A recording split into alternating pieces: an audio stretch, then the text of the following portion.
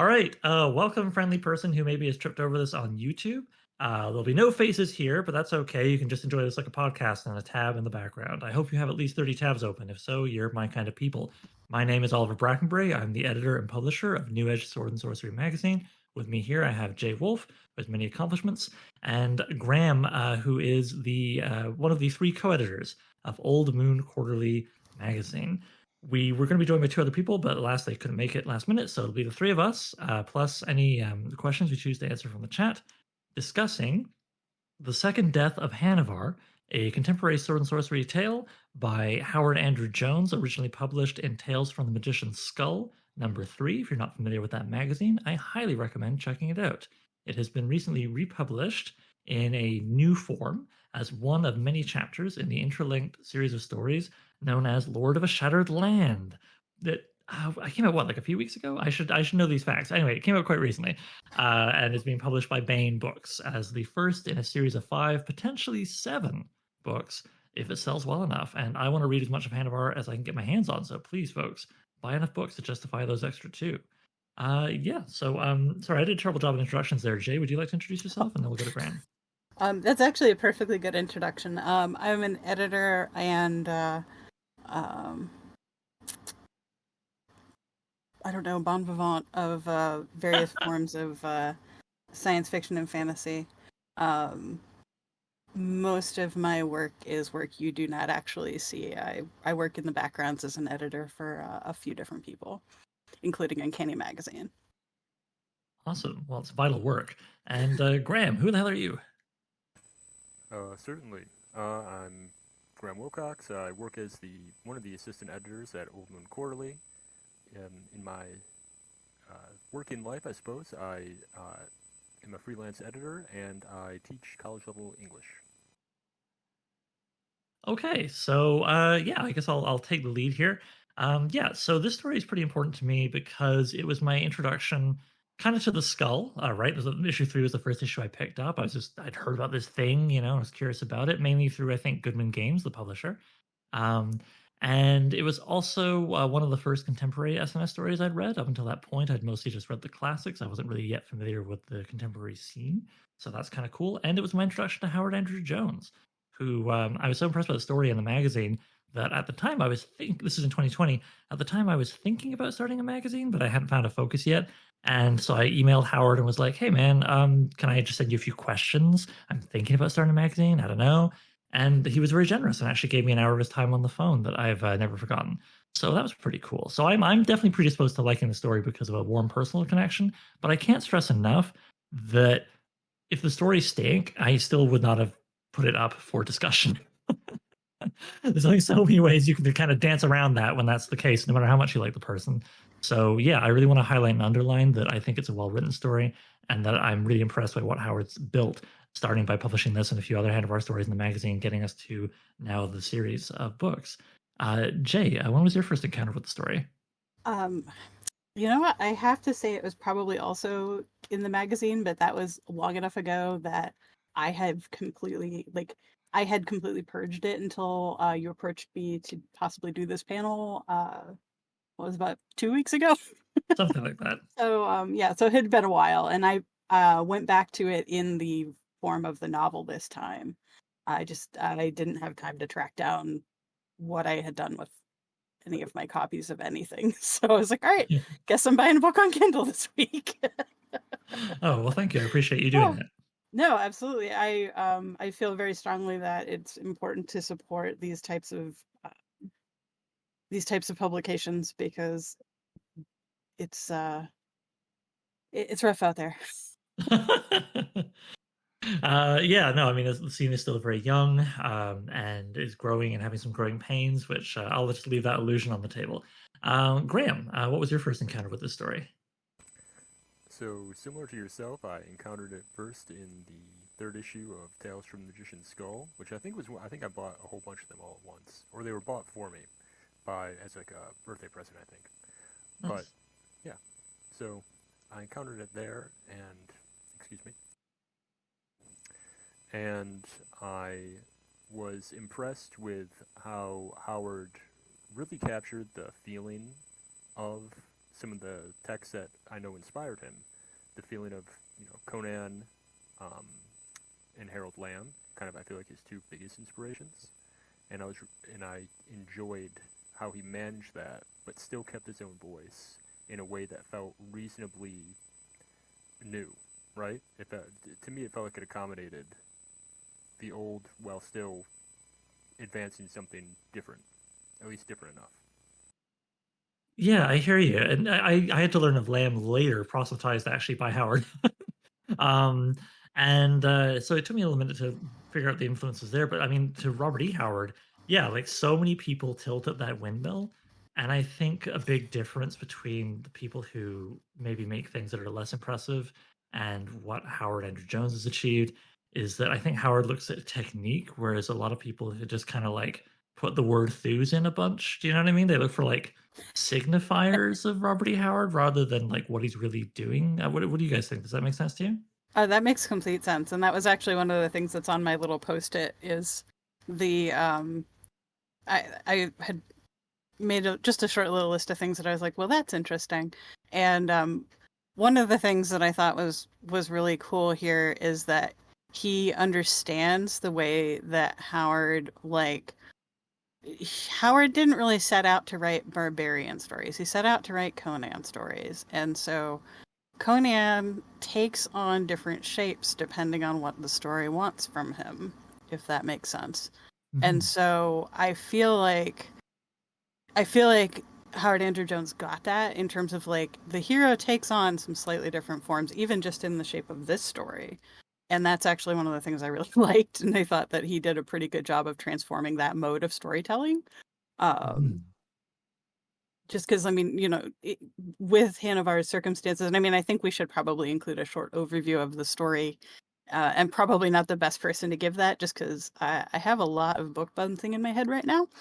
But in general, just like the transformation that he undergoes within this story, I thought was just really quite well executed. Yeah, that's neat that you mentioned that because something I'd love to come back to is how in this, like in a lot of the Hanover stories, Hanover, because he's on the run, is frequently pretending to be someone else.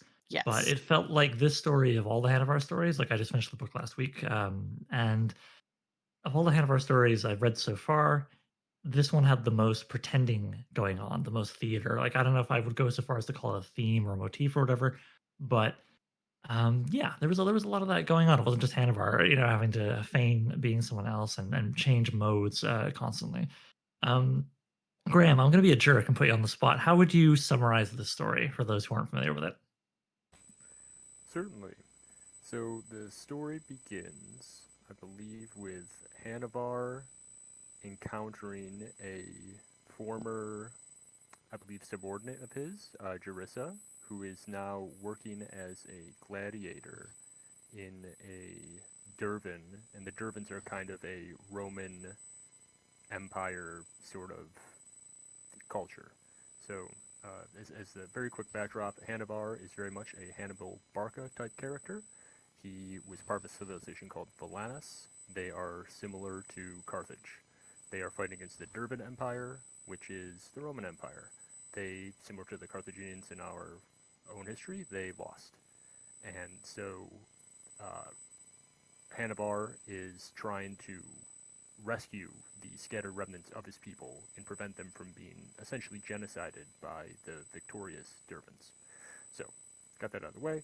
In this story, he is trying to, as similar to most of the stories in Lord of the Shattered Land, he's trying to rescue some of his countrymen and get a little bit of revenge on the side by fighting against the Dervans themselves, and I believe at the end slaying somebody who's meant to be a sort of fantasy representative for Cato the Elder, who very famously would end all of his speeches in real life with Carthage must be destroyed.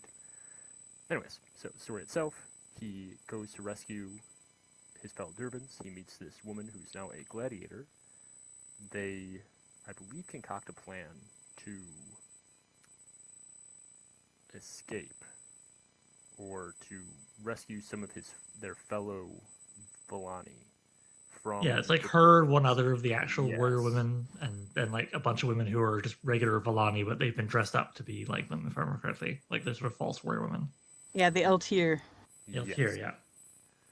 Yes. And so they go through a whole bunch of rigmarole, which ends in a fairly fun reenactment of a battle, which would be a sort of common gladiatorial spectacle in real life Rome. And they end up, I believe at the very end, he kills the Cato, the elder character, I believe is called the Consul Kayaks in this. Yes. Correct. Yes. And so there's quite a bit that I'm skipping over, which is the sort of adventure and, the real meat of the story, the sword and sorcery part, which I think involves quite a bit of trickery and evasive action on Hanuvar's part and on Jarissa's. Yeah, and one of the bigger fantastic elements that you encounter in Hanuvar's stories. Yeah, no, this is interesting to read in the context of the greater book. I think it's one of the if you Howard has frequently described his structure as being like a season of television, right? Where each chapter is a self-contained story for the most part, but it kind of high fives the story that came before it and the story that comes after with a little bit of like showing how it all connects together to build to essentially a kind of season finale in the final chapter. But this particular story felt to me almost like what was it? Battlestar Galactica would sometimes have movies to tell bigger stories in between seasons or jam them on the Yes. side. They sure Yeah. did. I mean, other shows have done that, I guess, but that comes to mind. This one felt like a movie scale or almost movie scale story, just because of the sheer size of what's happening within it. And I'm probably wrong, but it felt like one of the longer ones to me. Not like ooh, it dragged. Don't get me wrong, but yeah, it was like 20 pages in the Skull, which is a 2-column magazine, 50 pages in the book. Yeah, I think it might have been one of the slightly longer ones, and that makes sense to me just because A, there's a lot of stuff that happens, and Yeah. B, Howard said more than once that he finds 10 to 12,000 words, like more of like a novelette length, to be kind of a sweet spot for sword and sorcery. Whereas like a lot of people, will be like, oh, these stories read so quickly, they must be shorter. Like I've frequently stunned when I'm reminded how long Robert E. Howard's Conan stories were. I always think they're like 5,000 or 6,000 words, and they turn out to be like, well, not more novelette length.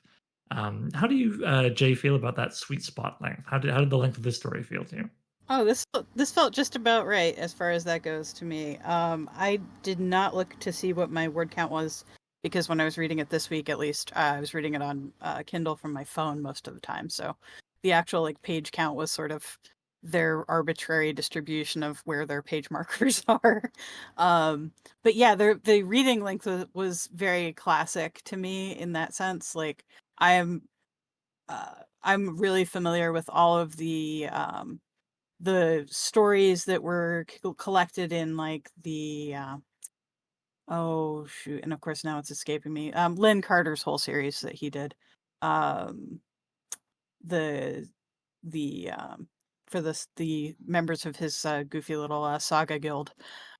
Most of those are novelette to novella length items, and so that's sort of like, to me, it's almost like the traditional length of sword and sorcery in some ways. It's not like the only length that can be done, but it has a certain amount of room that you can get more complicated things onto the page than you can with something that's a very strict short story length. Fair. And how do you feel about that, Graham? I agree. I think it was a great length. I think in terms of the sweet spot for sword and sorcery stories, I very much agree with Howard Jones. I think 10 to 12 to 15K seems to be about the sweet spot. That's where pretty much all of my stories end up, but I think that's just because I'm long-winded. This one didn't feel like it dragged on for me at all. So I think I'm right there with both of you on that score.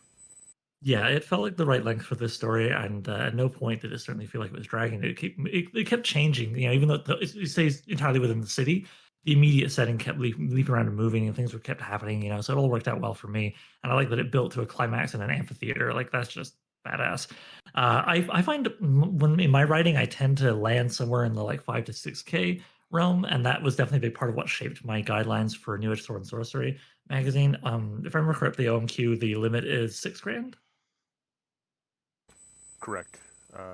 6K, which is Right. almost And entirely a budgetary restriction on our I end, was I unfortunately. was gonna say, there's definitely a part of me that's like, man, if we had like money no object, how long would our stories be in our magazines, right? Like, It depends for sure. Being a person who's doing that kind of math right now, definitely thinking about it in terms of like, well, how many stories can you get on the page with that page rate? And it's yeah, you have to be very careful with balancing like the number of pages that you're going to engage people to read with the amount of money you're willing to pay them. So, but yeah, that's it. I would say that for this story in particular, I think it the like you were saying, like the set pieces move along swiftly enough that I feel like the length you don't feel the length of it as you're reading it because it moves around enough that and I mean that's pretty typical of a good sword and sorcery adventure is mhm. that you're not spending a lot of time in any one given place without movement, without action, and that's something that this story did really well. Actually, I thought the specific moving parts, getting him from the scenes in the opening where he's meeting up with the Centurion Jarissa and moving through uh, his building of I want to say I hesitate to say like side characters, but Antiris in particular I thought was really cool as a character that helps him out and becomes sort of his companion. Um, that I don't know. I'm trying to think of a way to phrase that, but that was just one of those things that stuck out, and I made a little note about it in my Kindle. So of course I didn't actually take notes. It's just highlighted, and I'm like, oh yeah, right, I remember that. That's all good. And yeah, I mean, Antares, there you go, an actor. So yeah, we Yes. come back to like pretending and theater being such a big part of the story. And while I'm on it, I may as well mention one of my favorite lines to really get across how Consul Kayaks, the major villain behind everything, sucks. Is the fact that he doesn't really understand the needs of theater and storytelling. That when they're watching the fake, sacking of Alanis, I forget the name of the character. Shoot, I didn't get his name down, but like the Theris is local governor, right? the governor, yeah. Yeah, like Kayaks is complaining about like minor inaccuracies or whatever that are obviously a result of trying to heighten the drama of the performance to the in the theater. And yeah, the local governor just keeps having to explain. And he's like, "Well, where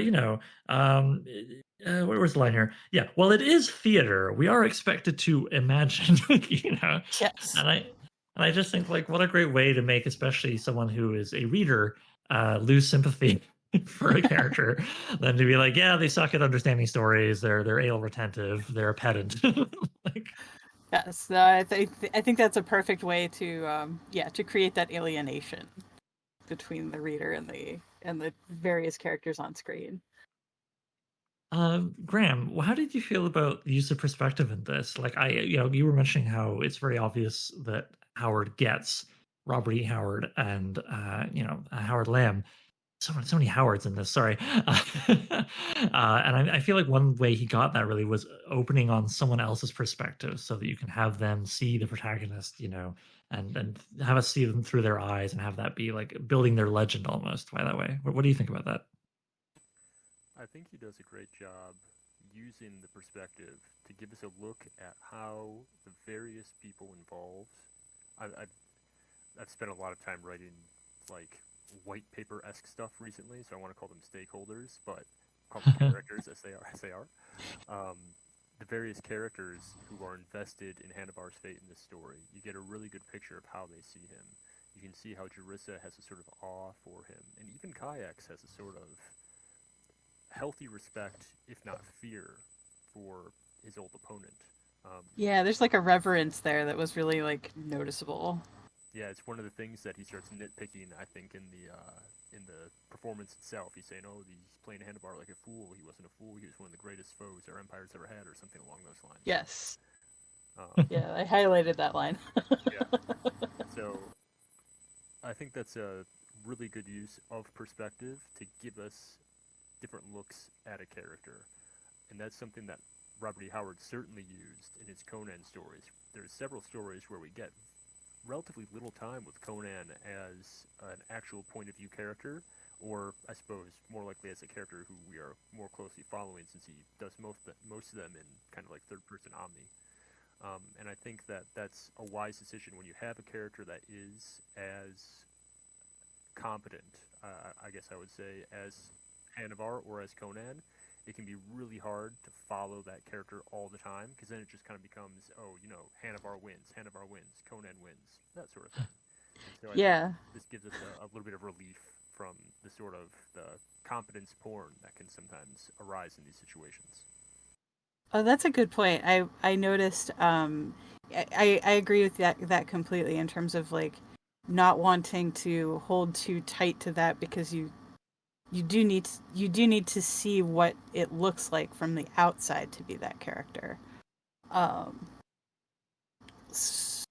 oh, sheesh. I'm sorry. I had a thought there and it has evaporated. So sorry. Well, that's okay. I'll add something, and maybe if you think of it, by Go all for it. means, jump in. I was just going to say that what's kind of neat about the story in particular, right? Like, the whole thing of Hanuvar is we're meeting him later in life. We're not meeting him young, just come down from the mountains, ready to be a thief kind of thing, like with Conan. And so it's not just that he's very competent, but also he's been around long enough to build a legend. And it can be rough when you read a book or a short story sometimes, and all the characters like, oh my god, have you heard about this person? They're so badass, And you're like, all right, already, like show me the person. But with Hanuvar, I don't know, man, it works. So maybe it's just a case of doing it well versus doing it poorly. But also, I think with this story in particular, I really like that his legend, you're seeing it be interpreted in a variety of ways, including the buzzkill console kayaks being like, well, it wasn't quite like that actually.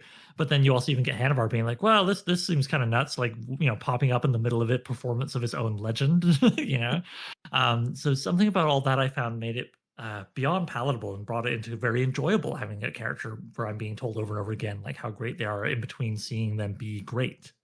And Oh, the that was the thing. That was the thing. It was that the competence was believable, because we're not. You're seeing it, and you're seeing it through other people's eyes. So you're being able to look at it and see objectively, like, okay, so he's taking control of this particular situation, which you don't always get if you're spending all of that time tightly in the character's point of view. The competence isn't as interesting sometimes. And also, this actually brings me to something I want to discuss with you too.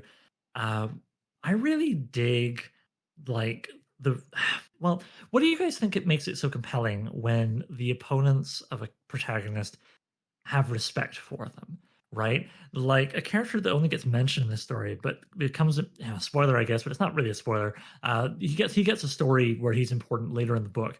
Consul Cyprian, which is a name that Hanuvar lifts as part of his cover, where he's like, "Oh yes, I'm here on behalf of Consul Cyprian to buy these women and definitely not spirit them away to freedom."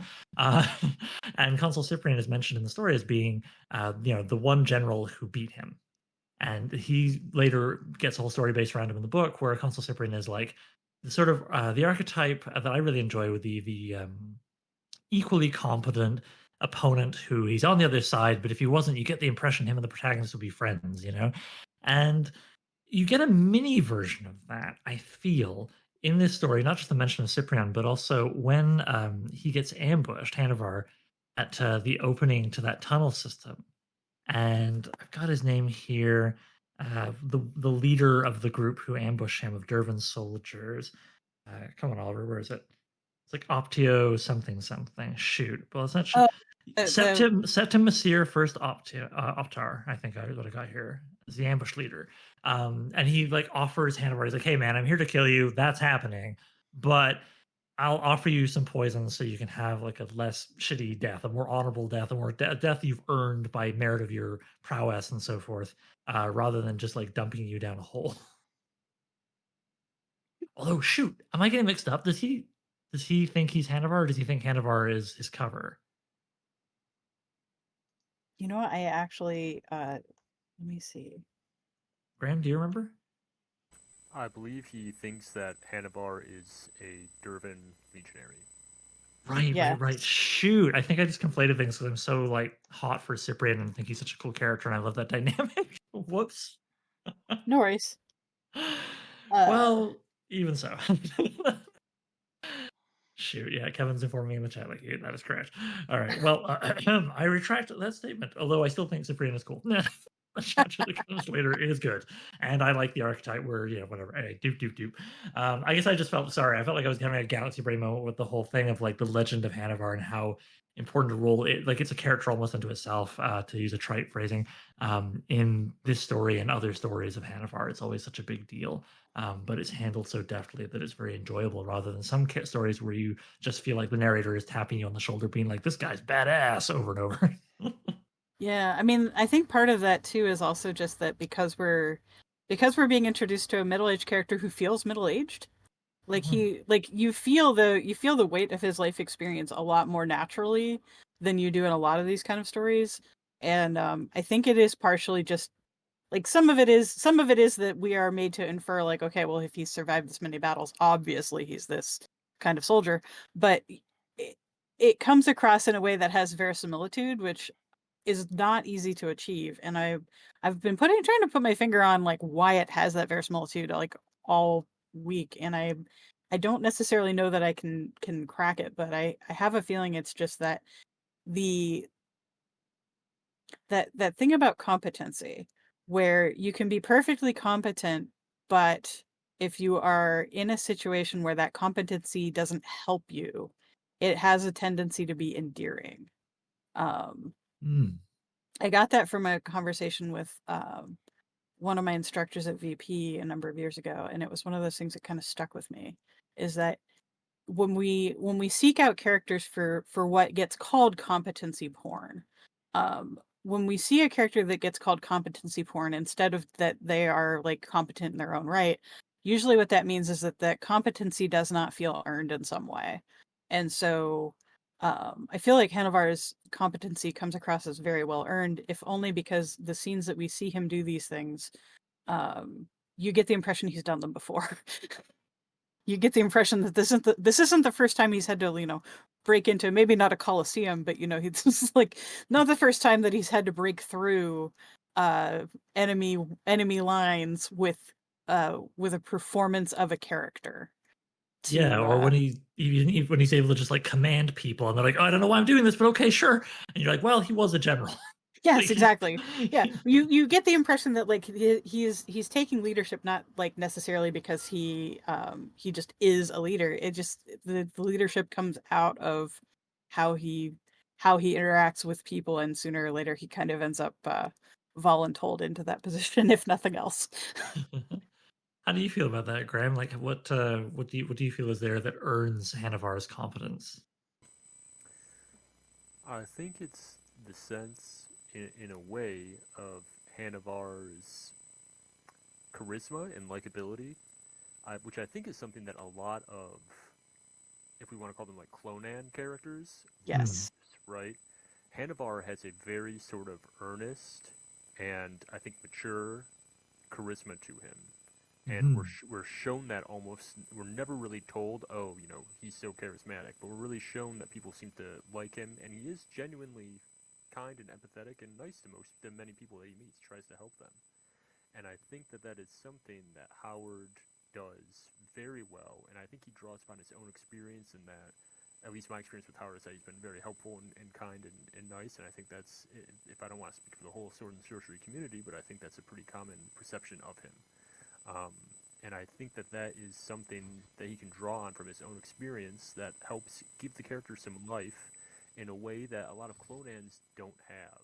I think that Robert E. Howard wrote Conan and invested a lot of, if not himself, of the people that he knew and perhaps of the person that he wanted to be into Conan.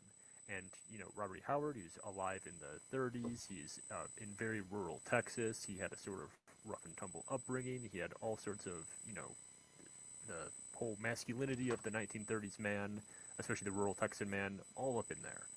And Hmm. he invested that into Conan. And I think what a lot of modern Clonans miss is that the authors who are writing them don't necessarily have that, I suppose, that anecdotal experience within their own lives. And so when they start writing it, what they're writing is their perception of what that would be based on how they've read it in other fiction books. And I think what Howard does that helps lend and I'm talking about Howard Jones now, of course. Yes. But what he does that lends a lot of authenticity to Hanuvar's charisma is draw upon both his own experience, being I kind of a leader in the sword and sorcery community himself, and I think also, and this is, I'm pretty much just taking this from what he's told me in the last interview I did with him. He did a lot of research on soldiers in World War II, especially those who won like the Medal of Honor, and I think that the sort of selflessness, because a lot of them obviously would have died earning that reward, and a lot of it's often given for sort of selfless sacrifice, from what I understand. And so I think that element of selfless sacrifice that he gleaned from his research, I think really shines through with the character itself. Yeah, that's actually a really good observation, I think. It's again, it adds to the verisimilitude. Like you feel like you don't feel like you're being sold a bill of goods that this character does what he says he does. You know what I mean? Like it's very easy, especially with like as we've been putting it, the Colonians, for them to be like, all right, well, I'm writing about a barbarian, and it's like, okay, but that's not the first thing you should be writing about there. Well, or even if it is, it's like it's the difference between just trying to evoke shallow signifiers of stuff that you've enjoyed without thinking too hard about what it was you were really enjoying beneath the surface. Right. And then That's definitely yeah. closer to what I mean. Is just like you're not writing just a barbarian story, like you're not writing just a warrior story. You knowing what's underneath that is something that's really important, and I feel like that came through in this. Yeah, absolutely. There's a deep sincerity to the character that really earns a lot of love from me and makes me be like, yeah, okay, I get it. When I get why people are reacting this way to him. Yeah. Okay. So I feel like I've been leading the conversation a lot. Graham, was there anything particular in your notes or thoughts that you wanted to bring up for discussion? Certainly. I think so. I did. This will sound. Well, just. Oh, and I'm sorry. Can I ask you to just like eat the microphone? I'm having trouble. You're still kind of quiet. Certainly. There we go. All right. I think we've said a lot of what we really liked about the story, and I don't want us to tear the story apart, obviously, because I don't think it deserves that, and I don't know that I could tear the story apart, right? And that's just not how I want to do. That's not how I want to do things. But I was wondering if anybody had things that perhaps didn't work as well for them in the story, perhaps points where you might have thought, I wanted maybe a little bit more from this, or perhaps a little bit less from that, something along those lines. If you guys want, I can volunteer and give my terrible opinions first, and break the ice in that respect. But if anybody, yeah, you're welcome to go first. Although I will put in the preamble that we should, and Howard I think would agree with us here. I won't speak for him, but I'm guessing based on conversations that we have to be willing to think critically about contemporary SNS and not just falling over this and that.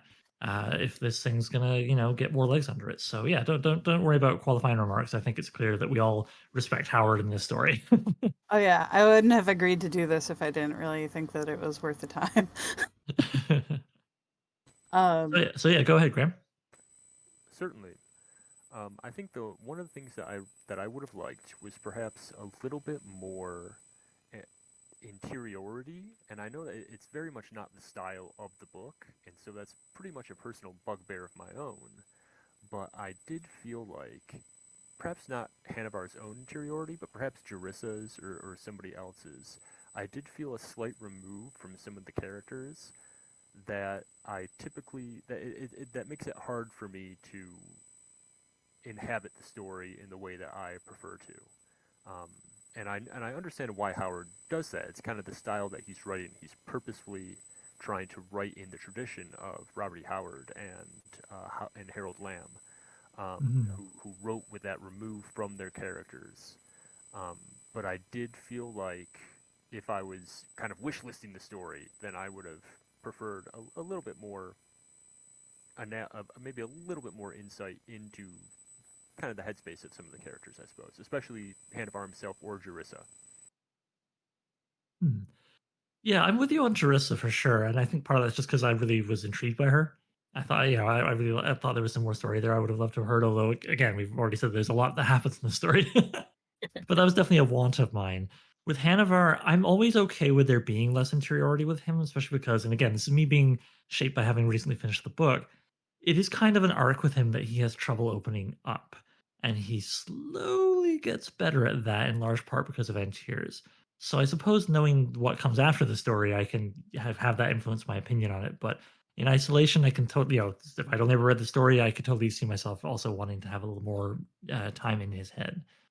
What do you think, Jay? Oh, actually, that was one of the things that I was going to bring up, so I'm kind of glad. It's interesting because we're talking about this as contemporary sword and sorcery, contemporary, in conversation with other contemporary stories.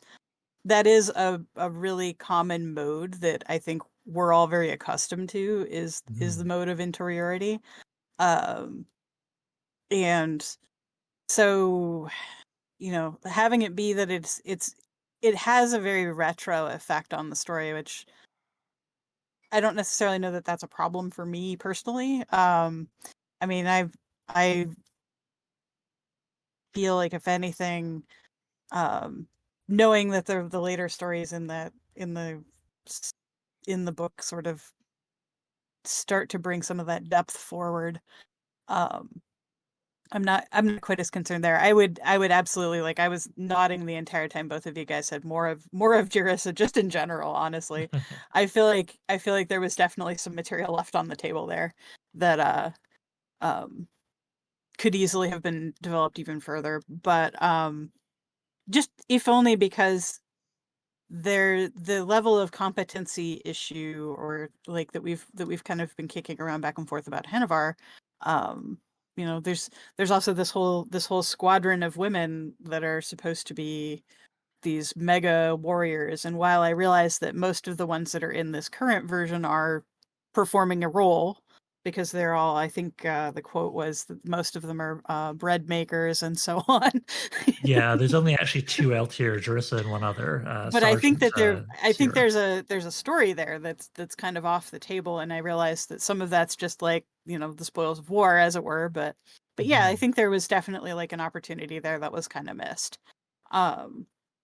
One of the thoughts that I had while I was reading this, and I know I'm not the only one, and in fact I know from at least one interview that he's done that he's very aware of this, is the sort of Captain America effect of Hanuvar, in the sense that he is very he is a very upright, he has a very like trying to think of the right word for it. Like there's a sort of like nationalist noblest thing going on with him, which is not a problem. I need to like highlight that, like, that's not actually a problem. It's a thing that just sort of happens with a character whose motivations are largely noble, and like the emphasis is on his desire to do the right thing. And I just thought it was sort of interesting because it comes across very differently in a sword and sorcery story than it does in the comics. I mean, I have a long background in comics, so that's one of those things where I notice things that are getting transplanted from other environs. And so it was just sort of interesting to me. Paragon, there we go. Kevin Beckett offers Paragon in the chat, and that is a great word. That's I would say that was the word I was hunting for, and then I don't sound quite so silly.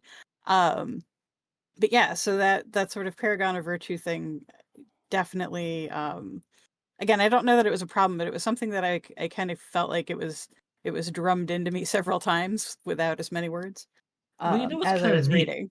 I think there's a parallel almost in a way between the Paragon thing and the less interiority, more like retro classic, like heroes kind of at a remove almost. Oh, absolutely. I don't think that those issues are. I think those issues are in conversation with each other for sure. Yeah, and it's just this kind of funny thing where, in some ways the story can be almost a victim of its success, in the sense that like we are so intrigued by the characters, we want to know more, and when we're not told more, we're like, God damn it! Like, this is how. Nice... Sorry, I meant to. I was. All right. I was just going to say, like, this is how fanfic starts.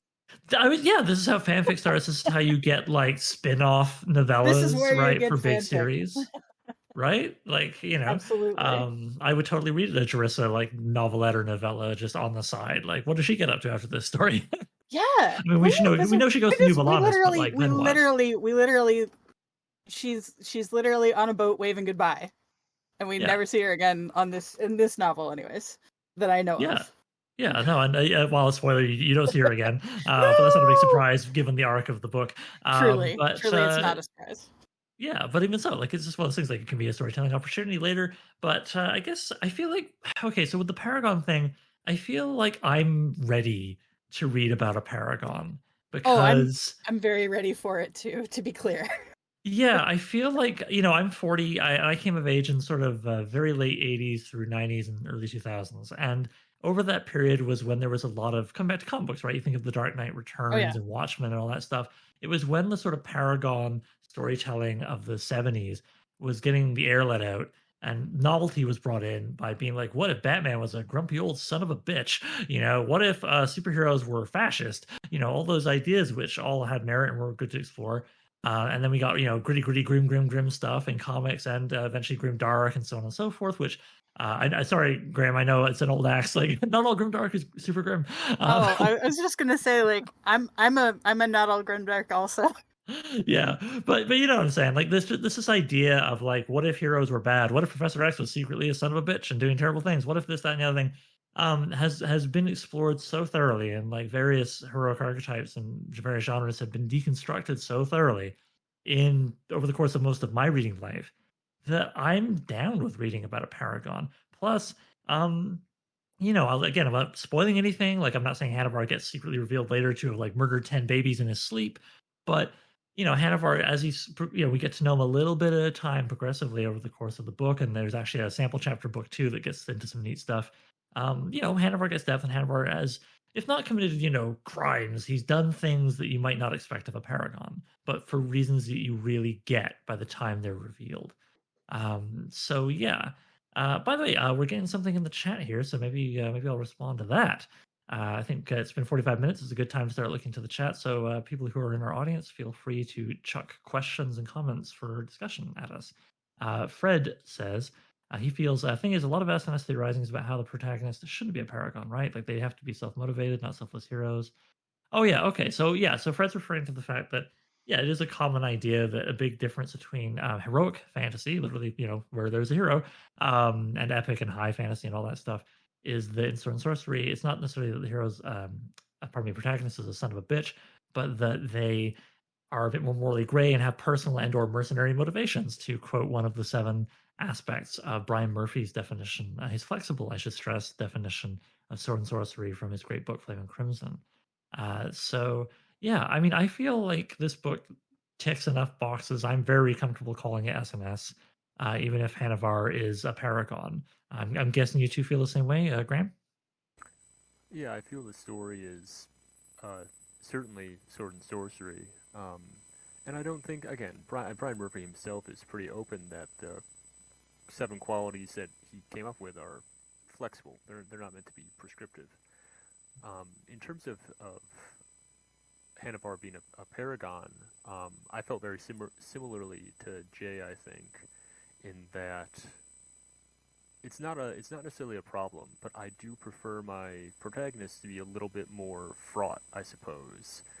Like Oliver alluded to, I'm very much a fan of grim dark, and I don't need every hero to be, like a Joe Abercrombie hero where they're secretly a, psycho murderer in addition to kind of being a loving family man on the side, right? It doesn't have to be that sort of thing.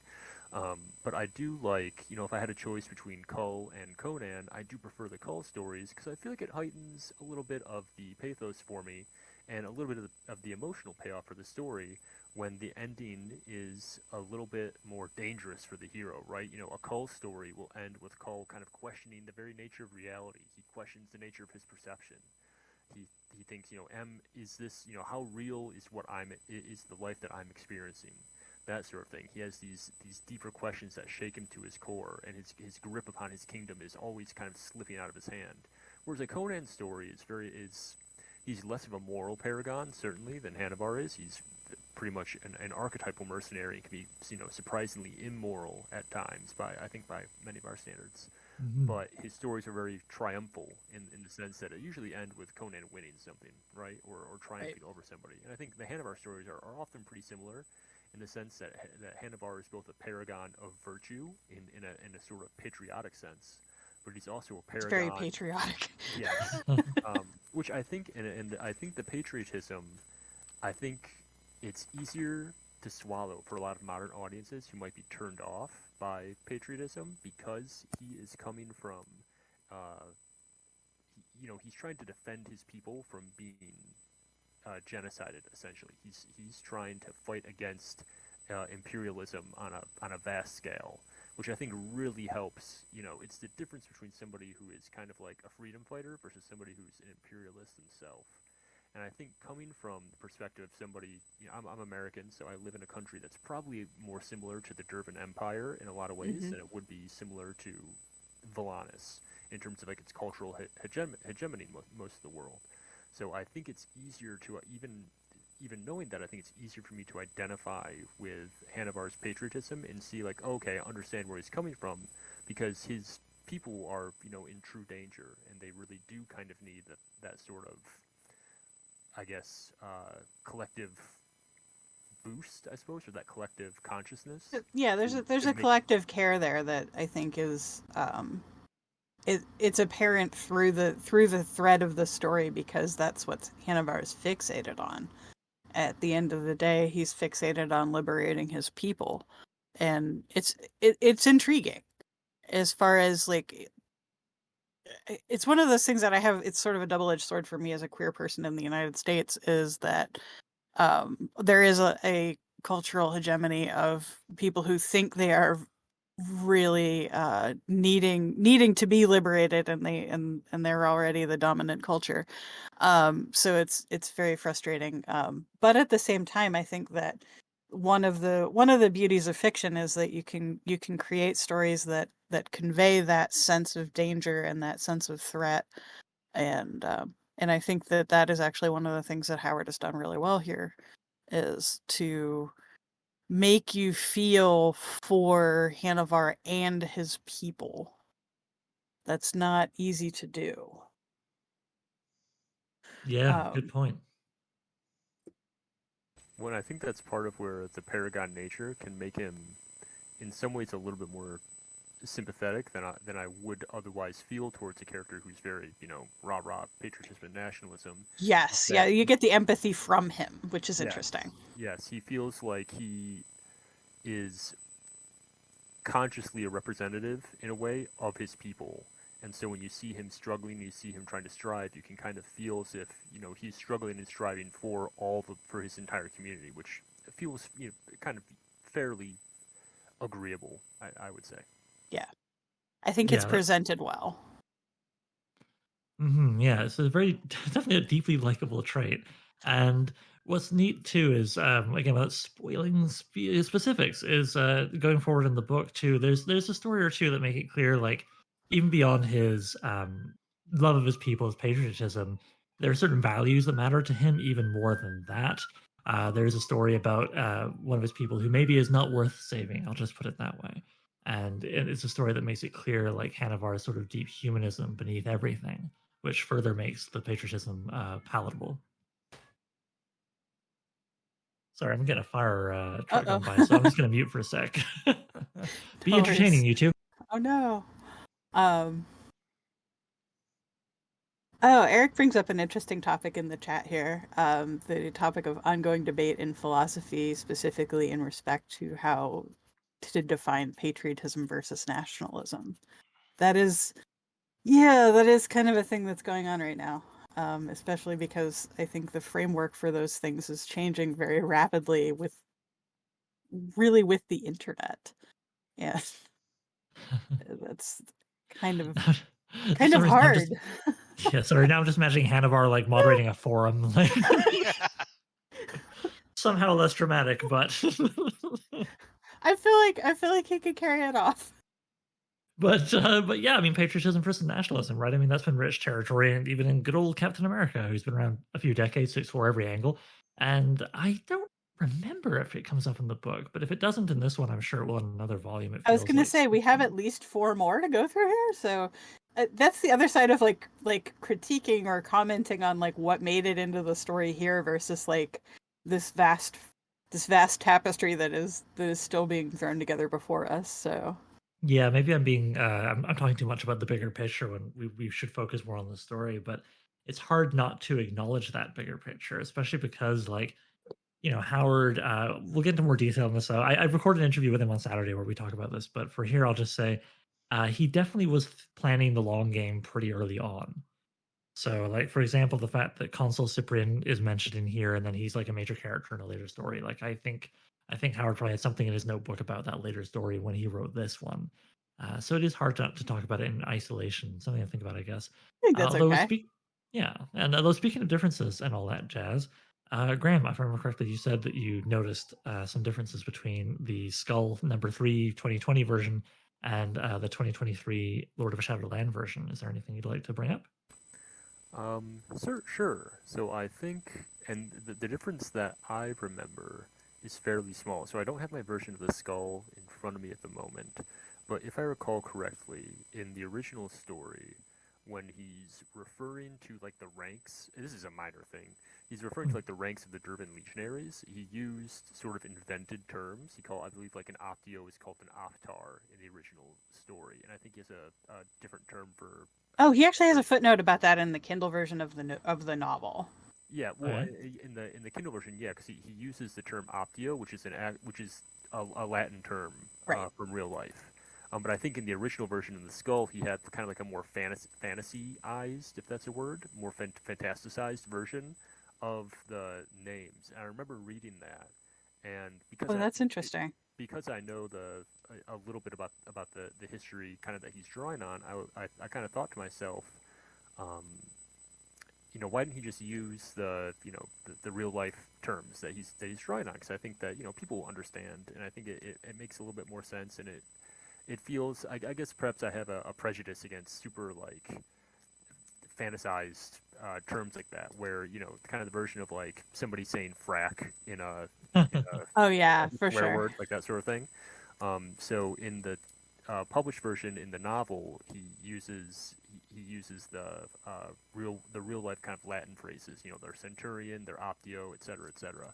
And that's the main change that I noticed. It's fairly small, but I liked it because to me it felt like it added to the verisimilitude because I know where he's drawing these real world analogs from, and so it felt to me kind of that it made sense to just acknowledge that and use those terms, which I recognize is a very sort of niche concern. It doesn't really have that much bearing on the story itself, but it was a little detail that made me smile. Ooh, Hey, I yeah. actually I would just want to jump in and be like, I Mm. completely agree with that. That's one of my my biggest bugbears. The like Turkey City lexicon word for that is a smearp, where a thing is completely indistinguishable from a rabbit, but it's called a smearp. And the reason you know it's a smearp is because that's what it's called. And that's it's a bad habit to get into as a writer, in my personal opinion, because it tends to create confusion where there is none. And basically, when you're writing short fiction, especially, like, so if you're trying to write for anything really under novel length, I would say even for novellas and things like that, you want to kind of avoid the hyper invented language unless it's thematically resonant for the thing you're doing. So like inventing a terminology for a military like that, when those words exist, if the word exists, use it. Especially for something complicated that someone might have to Google. Well, just for those who might be curious, I actually, because I wrote a quick cast list down, I do have this here. Optar was the fantasy version in Skull 3. An Optio, and I've got the footnote, why not? In the book, an Optio is the lowest ranking officer in a legion, although seniority is as important among Optios as it is among centurions, meaning that seasoned ones are accorded greater respect both from their peers and superiors. Yeah. Yes. Was there anything else, Graham, that you noticed? That's the only one that popped out at me. There certainly could be others, but I don't believe that I caught them if that is the case. Well, I wouldn't stress because I don't mind spoiling whatever this bit of the interview I did on Saturday. But Howard did say that like the majority of his changes to the chapters that to the stories he brought over and made into chapters in the book were him like finessing sentence structure and like that kind of like line editing, not so much messing about with the stories a lot. Although, for those who know the story, let me just get the name so I don't mess it up here. I do gather that the opening of Crypt of the Stars did get a heavy redo story-wise. But yeah, otherwise, that's the preceding chapter to this one. But otherwise, yeah, it was mostly line editing stuff. So yeah, I feel a little funny because when I first announced this, I was like, yeah, we'll compare the two stories. And then, like, since then, I've discovered it's mostly line editing. So I made a big promise without knowing if there was meat to chew on there. Whoops. All right. So this has been going for an hour. I think that's a good run for something like this. But just in case, are there any questions? Anybody in the audience? Anybody? Any hands up? Anybody in the chat? Come on, quick, quick. All right. I see no typing. So I'll take it as everyone feeling satiated by this conversation. All right. Well, Jay and Graham. Oh, nope, somebody's typing. 11th hour save. I have no questions. Sorry, that was good timing. Really excellent timing, Javier. Confirmed. All right. Well, in that case, then, Jay, unless there's something you really want to bring up, I feel like we pretty much covered it. I had a lot of fun. This was a stimulating conversation to have, and I feel like I absorbed a lot. So awesome, Graham. Is there anything, like, last little thing you want to bring up? No, I agree with Jay. It was a really great conversation. I was glad to be able to participate in it with everybody. Awesome. Well, yeah, I really enjoyed it too. I think this was a good inaugural chat. I hope that maybe one a month. I don't know. I won't make any big promises, but I feel like we should do more of these. These are good, and definitely, like, keep the focus on contemporary stories, whether it's contemporary means, you know, this year or in the last, I don't know, 10. But yeah, definitely, like, let's talk about some new SNS, because I think it's fair to say all three of us could chew over Liber or Howard or Moorcock's earlier works all day long, but that's gotten a lot of column inches in the Sword and Sorcery scene, and I think I'm excited more to talk about contemporary stuff.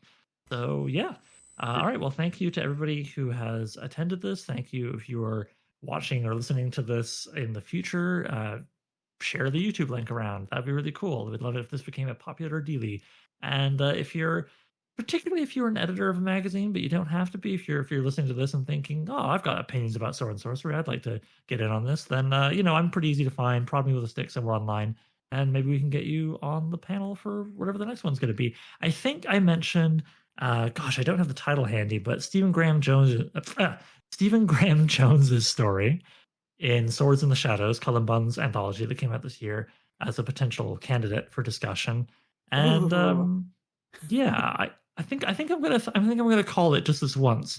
I'm just gonna say, yeah, that will be the next one. Whenever it takes place, I don't know. If you're hearing this on YouTube wondering, well, how do I know when this takes place? Well, we'll join the Nest Discord, which I guess we'll put a link to in the description. Yep. But yeah, I think I'm gonna call it. We'll go with Stephen Graham Jones's story from Sword in the Shadows. So if you want to be up on what we're discussing next time, that would be the story to find and read. It is available in EPUB, etc. formats for not too dear a price currently. So, yep. All right. Thanks again to Graham and Jay for taking part in this. I really appreciate you guys. And thank you to those who were here funning about in the chat and letting us know how many questions they don't have. All right, Kevin, you can turn off the recording. Maybe we'll chat.